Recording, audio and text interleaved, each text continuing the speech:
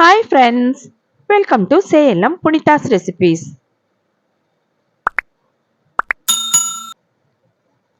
இந்த வீடியோவில் எல்லாருக்குமே ரொம்ப ரொம்ப பிடிச்ச கோபி 65 எப்படி செய்கிறதுன்னு பார்ப்போம். இந்த ஸ்டைலில் செஞ்சால் ரொம்ப ரொம்ப கிறிஸ்பியாக ரொம்ப டேஸ்ட்டாக இருக்கும். இதை எப்படி செய்கிறதுன்னு பார்ப்போம். வாங்க வீடியோக்குள்ளார போகலாம். இதுக்கு ஒரு அகலமான பாத்திரத்தை எடுத்துகிட்டு அதில் 1 டீஸ்பூன் அளவுக்கு ஜிஞ்சர் கார்லிக் பேஸ்ட் சேர்த்துட்டு கொஞ்சமாக உப்பு சேர்த்துக்கலாம். 1 டீஸ்பூன் அளவுக்கு காஷ்மீரி சில்லி பவுடர் சேர்த்துக்கலாம். 1/4 டீஸ்பூன் மஞ்சள் தூள் சேர்த்துட்டு 1 டீஸ்பூன் அளவுக்கு கறி மசால் பவுடர் சேர்த்துக்கலாம். இதுக்கு கரம் மசாலா தேவையில்லை, கறி மசால் சேர்த்துக்கலாம். 1/2 டீஸ்பூன் மிளகுத்தூள் சேர்த்துக்கிட்டு 1 டீஸ்பூன் அளவுக்கு கசூரி மேத்தி சேர்த்துக்கலாம். இது கூட 1/2 டீஸ்பூன் சீரக பவுடர், 1 டீஸ்பூன் அளவுக்கு கொத்தமல்லி பவுடர் சேர்த்துக்கலாம். புளிப்பு சுவைக்கு 1/2 எலுமிச்சம்பழத்தை பிழிஞ்சு விட்டுக்கலாம். இது கூடவே 1 டீஸ்பூன் அளவுக்கு எண்ணெய் சேர்த்துக்கலாம். எண்ணெய் எதுக்கு சேர்த்துறோம் அப்படின்னா காரல் இல்லாமல் இருக்கும், அதுக்காக தான். சேர்த்துட்டு நல்லா கலந்துக்கலாம். கலந்துட்டு பைண்டிங்க்கு 3 டேபிள் ஸ்பூன் அளவுக்கு கார்ன்ஃப்ளவர் சேர்த்துக்கலாம். அது கூடவே 2 டேபிள் ஸ்பூன் அளவுக்கு மைதா சேர்த்துட்டு நல்லா மிக்ஸ் பண்ணிவிட்டு கொஞ்சமாக தண்ணி சேர்த்து கலந்து வச்சுட்டு இது கூடவே நம்ம கொதிக்கிற தண்ணியில் உப்பு சேர்த்து 1 நிமிஷம் வேக வச்ச காலிஃப்ளவர் சேர்த்துக்கலாம். இந்த அளவுக்கு இருந்தாவே போதும். இதை நல்லா மிக்ஸ் பண்ணிவிட்டு காலிஃப்ளவரையும் சேர்த்துட்டு நல்லா மிக்ஸ் பண்ணிக்கலாம். இது கூட 2 டேபிள் ஸ்பூன் அரிசி மாவு சேர்த்துக்கலாம். இது நல்ல கிறிஸ்பினஸ் கொடுக்கும்.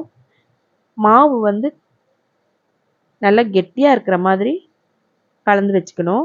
தண்ணியாக இருந்தால் எண்ணெய் குடிக்கும். இந்த மாதிரி செய்கிறப்ப கொஞ்சம் கூட எண்ணெய் குடிக்காது.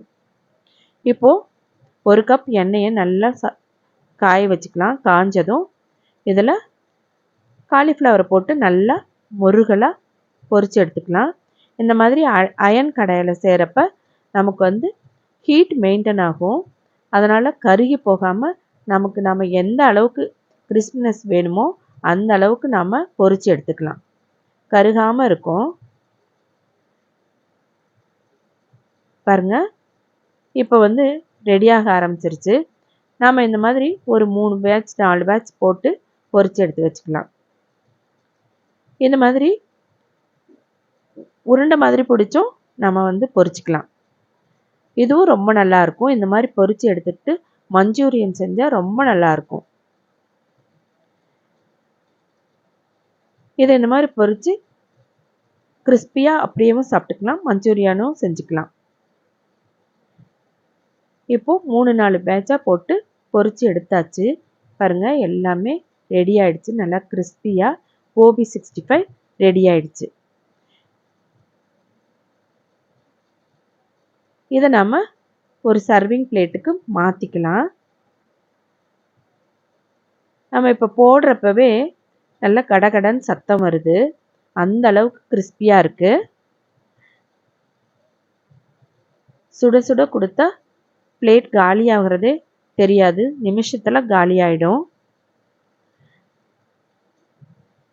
இப்போது இது கூட கறிவேப்பிலையை பொரித்து போட்டுக்கலாம். இந்த கறிவேப்பிலையை பொரித்து போடுறப்ப ரொம்ப வாசமாக நல்லா இருக்கும். இப்போ பாருங்கள், கலர்ஃபுல்லாக நமக்கு கோபி 65 ரெடி. நம்ம கலர்லாம் எதுவுமே சேர்த்த தேவையில்லை. நம்ம காஷ்மீரி சில்லி கலரே போதும். கிறிஸ்பியான கோபி 65 ரெடி ஆகிடுச்சு. சூப்பராக கிறிஸ்பியாக இருக்குது. குழந்தைங்களுக்கு இந்த மாதிரி செஞ்சு கொடுத்தா ரொம்ப பிடிக்கும். எப்படி இருக்குன்னு சாப்பிட்டு பார்ப்போம்.